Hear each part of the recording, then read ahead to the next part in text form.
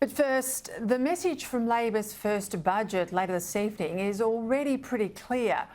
It's about honouring some, at least, of Labor's election spending commitments while blaming the former government for any ongoing economic trouble. Surging inflation, well, that's the Morrison government's fault for spending too much during the pandemic, even though at the time Labor wanted more spending, not less. Soaring power prices, well, they're the Morrison government's fault too, even though it's the climate policies of successive governments that are to blame, and Labor's commitment to all but phase out coal over the next decade that's going to make it all so much worse. And cost of living pressures, well, that's also the Morrison government's fault because it supposedly didn't do enough to reform the economy, even though every meaningful reform was bitterly opposed and blocked by Labor. In tonight's budget speech from the Treasurer, we'll also get a real guide into the political nature of this new government. It'll be a speech where every sentence will be worked over, where lines will have been fed to focus groups, and the public galleries will be stacked with Labor invitees to clap when we hear phrases like, "It's the Labor way," or "Only Labor supports Medicare." I've been there in the room. A lot of tonight is all about theatre, and you at home are meant to be taken in by the Canberra smoke and mirrors. Whatever the spin and clever lines on Labor about respecting the taxpayer dollar, all of that, and being responsible in this budget, the reality will be quite different. The windfall gains in revenue, largely due to record terms of trade for coal and gas, both exports that Labor doesn't like, well, they'll improve this year's bottom line, but in subsequent years, what's earned from exports will be eaten up by structural increases in the size of government. Spending on aged care, childcare, Medicare, social housing and the NDIS will go up and up and up. After all, Labor loves big government and they love government taking over more and more of your lives. As a payoff for their donated millions, unions will gain the right to pull on industry-wide strikes. The union-dominated industry super funds will get more of your money, and they'll use it to influence the public companies whose share registers they now dominate.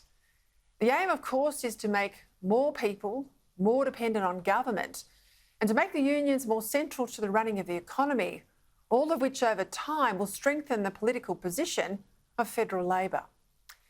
At least for this first term, Labor's radicalism will be cultural rather than economic, with measures like the constitutionally entrenched Indigenous voice to the Parliament, which will be downplayed as not much more than just taking Aboriginal people seriously, while actually dividing us by race and amounting almost to an Indigenous veto over our Parliament.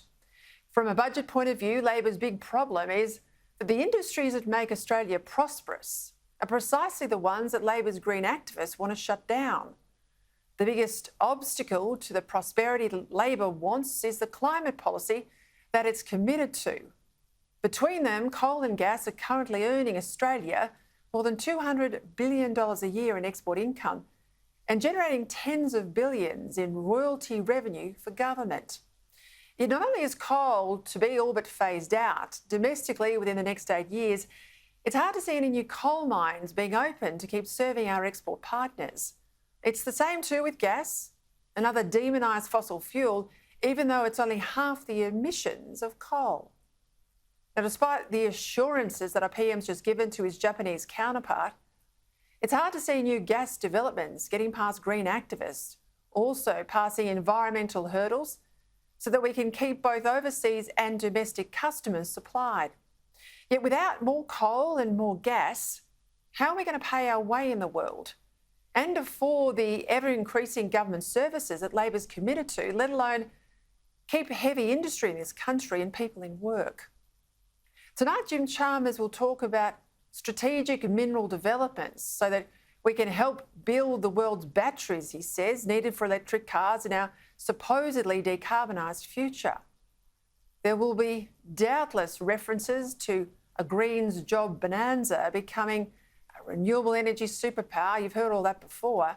Never mind that almost 90% of solar panels and wind turbines are made in China, not here in Australia. But an economic future has got to be built on more than just hope. and spin. In the meantime, look to the north and China's power play over the weekend. Things there are getting worse for us, not better. I mean, now isn't the time to weaken our economy, to give away our energy security. Instead, it's the time to batten down the hatches in more ways than one.